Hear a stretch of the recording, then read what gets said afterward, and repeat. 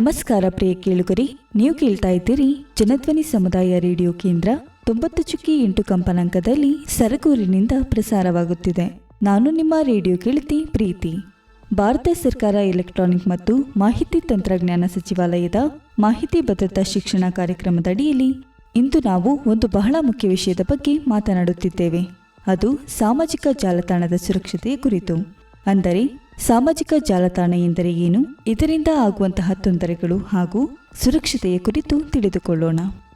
ಇಂದು ನಾವು Facebook, Instagram, WhatsApp ಮುಂತಾದ ಜಾಲತಾಣಗಳಲ್ಲಿ ಫೋಟೋಗಳು, ವಿಡಿಯೋಗಳು, ವೈಯಕ್ತಿಕ ಮಾಹಿತಿಯನ್ನು ಹಂಚಿಕೊಳ್ಳುತ್ತಿದ್ದೇವೆ. ಆದರೆ ನಾವು ಹಂಚುವ ಪ್ರತಿಯೊಂದು ಮಾಹಿತಿ ನಮ್ಮ ಸುರಕ್ಷತೆಗೆ ಸಂಬಂಧಿಸಿದೆ.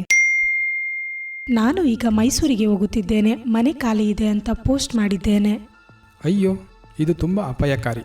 ಯಾರಾದರೂ ಇದನ್ನು ನೋಡಿ ದುರುಪಯೋಗ ಮಾಡಿಕೊಳ್ಳಬಹುದು. Location sharing, travel plans posting, live updates ಇವುಗಳು ಅಪರಾಧಿಗಳಿಗೆ ಅವಕಾಶ ಕೊಡಬಹುದು.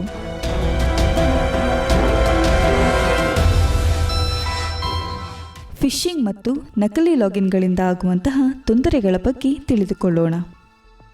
ನನಗೆ ಇನ್ಸ್ಟಾಗ್ರಾಮ್ ಲಾಗಿನ್ ಎಕ್ಸ್ಪೈರ್ಡ್ ಆಗಿದೆ ಅಂತ ಒಂದು ಲಿಂಕ್ ಬಂದಿದೆ. ಹೌದಾ? ಇದು fishing attack. Fake login page, password steel ಮಾಡ್ತಾರೆ. URL ತಪ್ಪಾಗಿ ಕಾಣಬಹುದು. ಉದಾಹರಣೆಗೆ instagram.com ಅಫಿಷಿಯಲ್ ಸೈಟ್ ಹಾಗೆ ಕಾಣಬಹುದು, ಆದರೆ ಫೇಕ್ ಆಗಿರುತ್ತದೆ.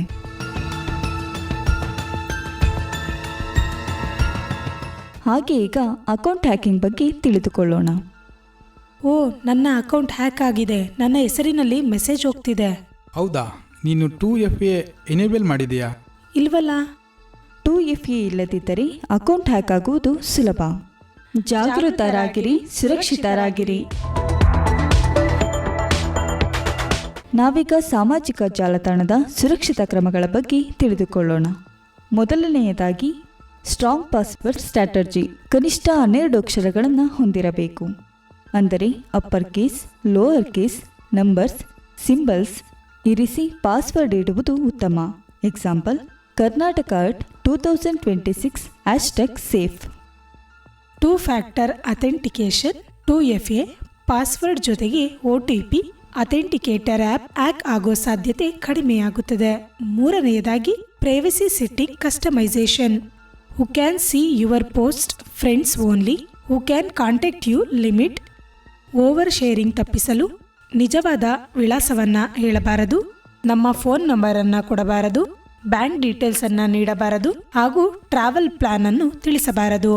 ಹಾಗಾದರೆ ಫೇಕ್ ಪ್ರೊಫೈಲ್ಸ್ ಗುರುತಿಸುವುದು ಹೇಗೆ?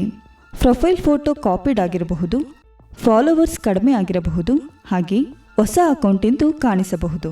ಈ ರೀತಿಯಲ್ಲಿ ಕಂಡುಬಂದರೆ ಇದನ್ನು ಫೇಕ್ ಅಕೌಂಟ್ ಎಂದು ತಿಳಿಯಬಹುದು. ಅನುಮಾನಾಸ್ಪದ ಲಿಂಕ್ಗಳಿಂದ ತಪ್ಪಿಸಿಕೊಳ್ಳುವುದು ಹೇಗೆ ಎಂದರೆ ಶಾರ್ಟ್ ಲಿಂಕ್ ಜಾಗ್ರತೆ ವಹಿಸುವುದು, ಕ್ಲಿಕ್ ಮಾಡುವ ಮೊದಲೇ ಪರಿಶೀಲನೆ ನಡೆಸುವುದು ಉತ್ತಮ. ಡಿವೈಸ್ ಸೆಕ್ಯುರಿಟಿಯನ್ನು ಹೇಗೆ ಕಾಪಾಡಿಕೊಳ್ಳಬಹುದೆಂದರೆ ಸ್ಕ್ರೀನ್ ಲಾಕ್ ಮತ್ತು ಆ್ಯಪ್ ಲಾಕ್ ಇಡುವುದರ ಮುಖಾಂತರ ಹಾಗೂ ಸಾಮಾಜಿಕ ಜಾಲತಾಣವನ್ನು ಬಳಸಿದ ನಂತರ ಲಾಗೌಟ್ ಮಾಡುವುದರ ಮುಖಾಂತರ. ರೆಗ್ಯುಲರ್ ಚೆಕ್ ಹೇಗೆ ಮಾಡುವುದು? ಲಾಗಿನ್ ಆಕ್ಟಿವಿಟಿ ಚೆಕ್ ಮಾಡುವುದು, ಅನ್ನೋನ್ ಡಿವೈಸ್ ಲಾಗೌಟ್ ಮಾಡುವುದು, ರಿಕವರಿ ಅವೇರ್ನೆಸ್ ಬಗ್ಗೆ ತಿಳಿದುಕೊಳ್ಳುವುದು. ಅಕೌಂಟ್ ಹ್ಯಾಕ್ ಆದಲ್ಲಿ ಏನು ಮಾಡಬೇಕು? ಪಾಸ್ವರ್ಡ್ ಚೇಂಜ್ ಮಾಡುವುದು, ಇಮೇಲ್ ವೆರಿಫೈ ಮಾಡುವುದು, ಸೈಬರ್ ಕ್ರೈಮ್ಗೆ ರಿಪೋರ್ಟ್ ನೀಡುವುದು.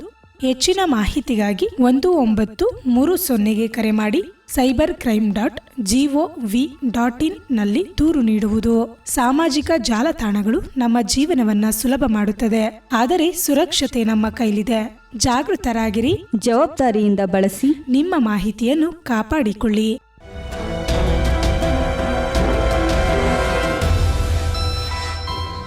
ಸುರಕ್ಷಿತ ಬಳಕೆ, ಸುಖಕರ ಬದುಕು ಅಂತ ಹೇಳುತ್ತಾ ಇವತ್ತಿನ ಕಾರ್ಯಕ್ರಮವನ್ನು ಮುಗಿಸುತ್ತಿದ್ದೇವೆ. ಈ ಕಾರ್ಯಕ್ರಮವು ಭಾರತ ಸರ್ಕಾರ ಎಲೆಕ್ಟ್ರಾನಿಕ್ ಮತ್ತು ಮಾಹಿತಿ ತಂತ್ರಜ್ಞಾನ ಸಚಿವಾಲಯದ ಮಾಹಿತಿ ಭದ್ರತಾ ಶಿಕ್ಷಣದ ಕಾರ್ಯಕ್ರಮದಡಿಯಲ್ಲಿ ಪ್ರಸಾರವಾಗುತ್ತಿರುವ ಈ ಕಾರ್ಯಕ್ರಮವನ್ನು ಇಲ್ಲಿಗೆ ಮುಗಿಸುತ್ತಿದ್ದೇವೆ. ಮತ್ತೆ ಮುಂದಿನ ಸಂಚಿಕೆಯಲ್ಲಿ ಮತ್ತೊಂದು ವಿಷಯದ ಬಗ್ಗೆ ತಿಳಿದುಕೊಳ್ಳೋಣ. ಅಲ್ಲಿವರೆಗೂ ಕೇಳ್ತಾ ಇರಿ ಜನಧ್ವನಿ ಸಮುದಾಯ ರೇಡಿಯೋ ಕೇಂದ್ರ 90.8 ಕಂಪನಾಂಕದಲ್ಲಿ ಸರಗೂರಿನಿಂದ ಪ್ರಸಾರವಾಗುತ್ತಿದೆ. ಧನ್ಯವಾದಗಳು.